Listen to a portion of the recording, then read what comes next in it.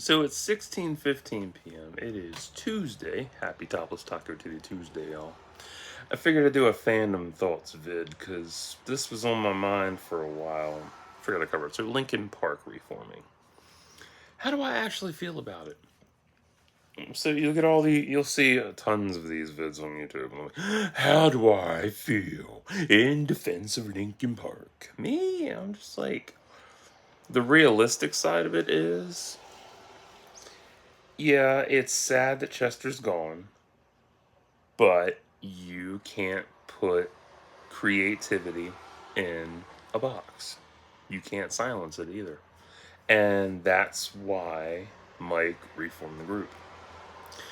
Now, Chester's son saying that Mike reformed the band but is a betrayal to the fans. Eh, I mean, I get where he's coming from, but at the same time, you can't stifle creativity, and them royalty checks ain't gonna hurt him either. Just saying. I mean, yeah, I get he misses his dad, but hell, the money is still coming in.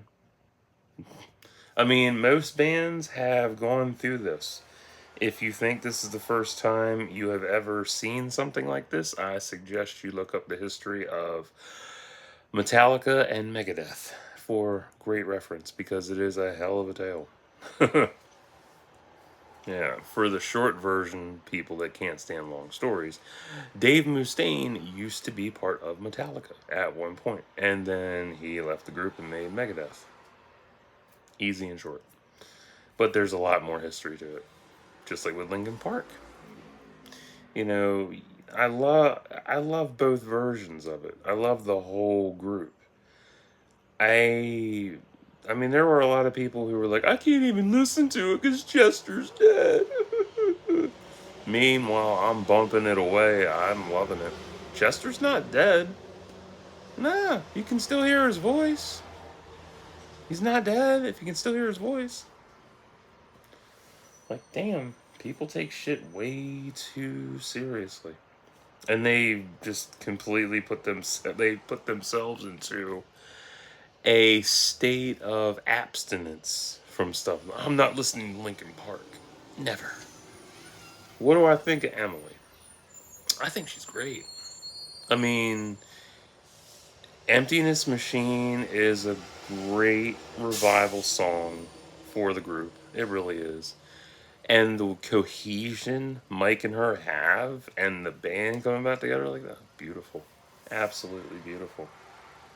And the biggest thing that you got to really consider is that, I would imagine Mike struggled to bring the band back.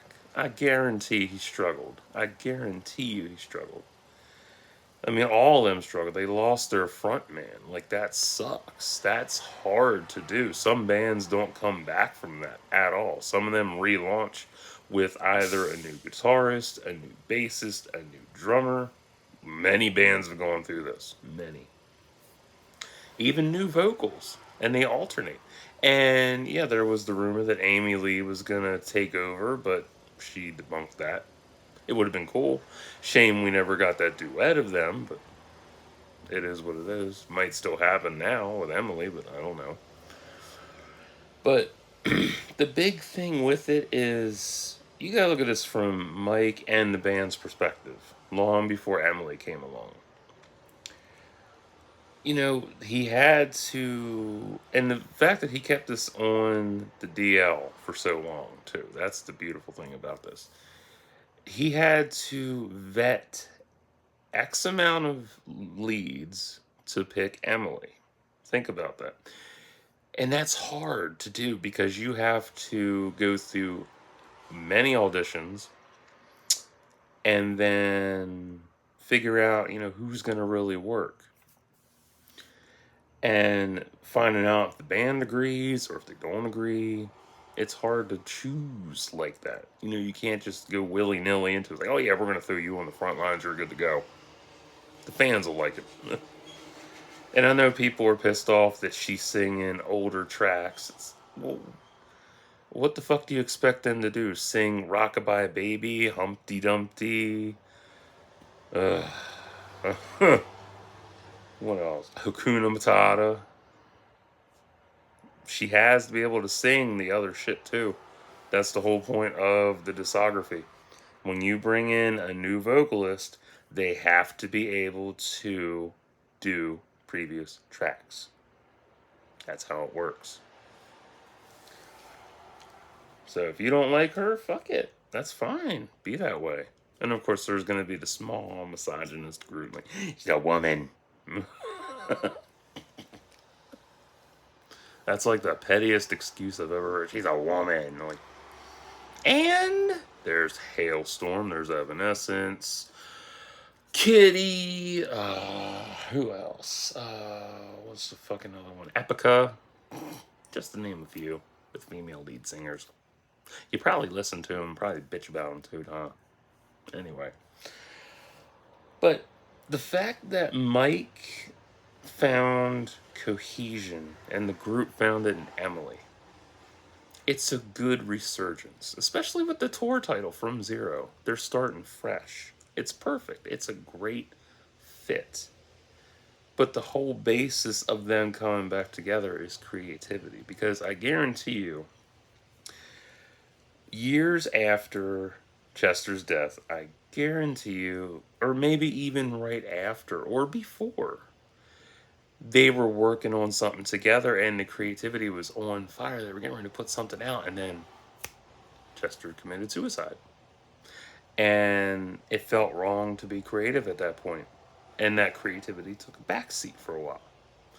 Until backseat driver creativity is like, yo, yo, yo, yo, yo. And it's hard to ignore that. And it's the truth. You can't ignore creativity. You cannot put it in the backseat. You can't shun it. You really can't, because it'll eat you alive. I should know. When I was ignoring my creativity, I had scabs on my head because I kept picking. I had scabs all over. I kept picking and bleeding myself. And once I started being more creative, no scabs. I stopped picking. I felt better. I wasn't tense and shit. And you gotta figure, you go through, everybody in that group went through PTSD, depression. They went through heartache, loss, all that. Everyone involved in that bubble of Linkin Park went through that. Not just fans. I'm talking about the bubble of Linkin Park itself. And yeah, it's hard to not listen to it and be like, yeah, they shouldn't have reformed, or no, they shouldn't have done it. Yes, they should have. And now they're reformed. And it's good. It really is good. So the next time some band you like decides to break up or reform, or one of their lead members dies, or whoever, and they're like, oh, we're going on hiatus, or they replace them, remember it's creativity. And remember the vetting process as well. Because that's a lot of vetting. Let me think about that.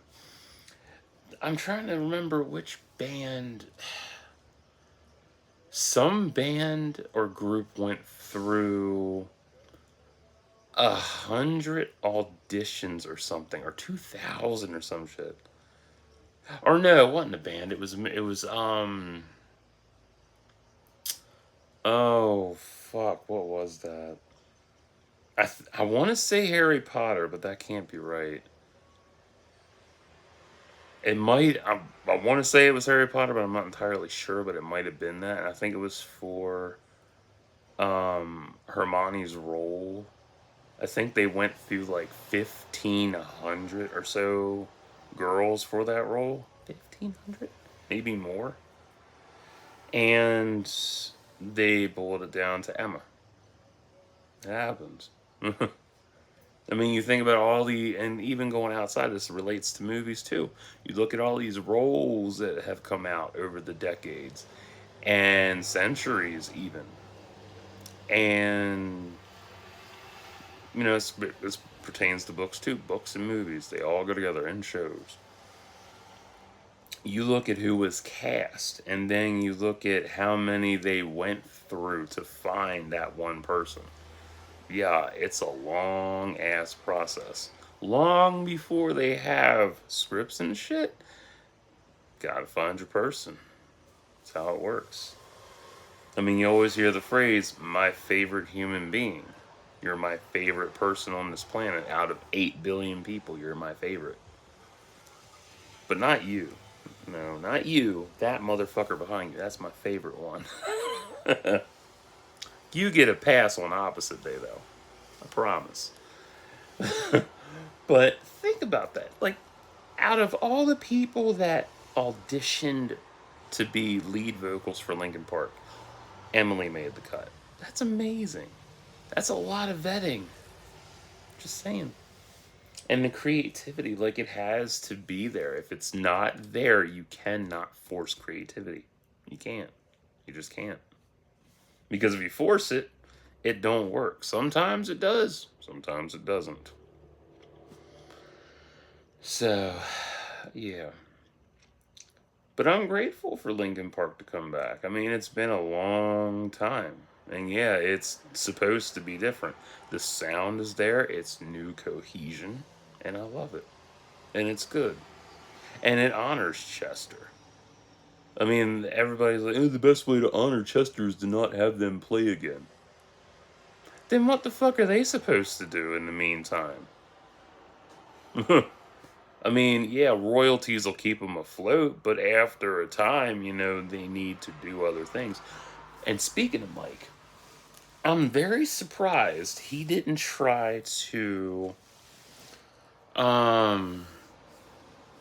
reform Executioners or Fort Minor. I'm very surprised he didn't do that. Like, I thought he would do that, but I don't know. It's interesting, though. It was cool as hell, because I have 2 of their tracks I liked.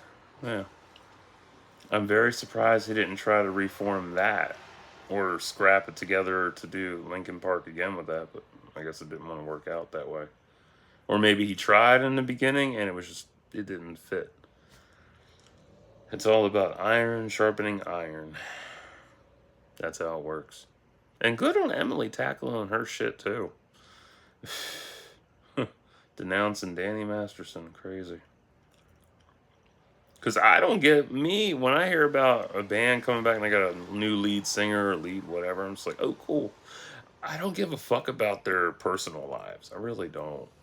Nah, that's not my business. Why should I care about their personal lives when all I do is listen to their music and what it does for me, you know?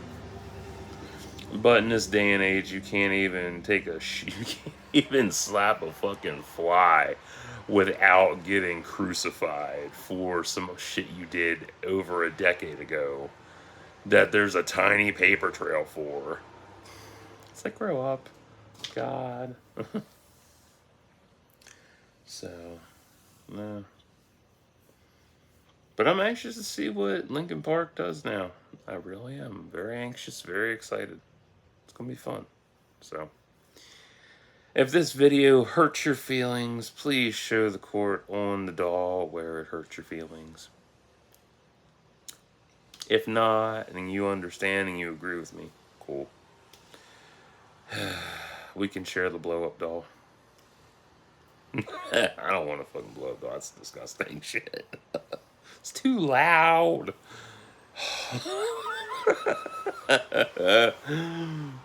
But nah, like, there's a lot of stories out there about bands reforming and shit. As I encourage you to research those and see where they led to and see how they benefited as well. Seriously. A lot of them that break up or reform after losing a member or death, they still keep going. Metallica lost their bassist Cliff and got replaced by Kirk. They're still doing good. Shit. I mean, you don't think they stopped saying, oh, we gotta stop. We can't play no more. They kept going. Pantera lost Dimebag, and they struggled for a while. They're still going. You know, because the creativity is always in motion. Even when you're not thinking about it, it's still there lurking in the background. It's a light tap on the shoulder and then it disappears. It's like, oh shit, what's that? And then you come back to it, it's like, oh, okay, we're doing this. So that's what I got. But I'm anxious. Honestly, something personal I'd like to see Emily do is some of the deeper cuts from back then. I want to see her do My December. That's a really good track. And what else? Battle Symphony and maybe Robot Boy. And Burning Skies. Yeah, definitely. So, and hopefully they'll be on the next Transformer soundtrack in the future. Miss that shit. I really do. Oh man. So, anywho, I will be back later with a movie review and maybe some coloring pages. So, stay tuned.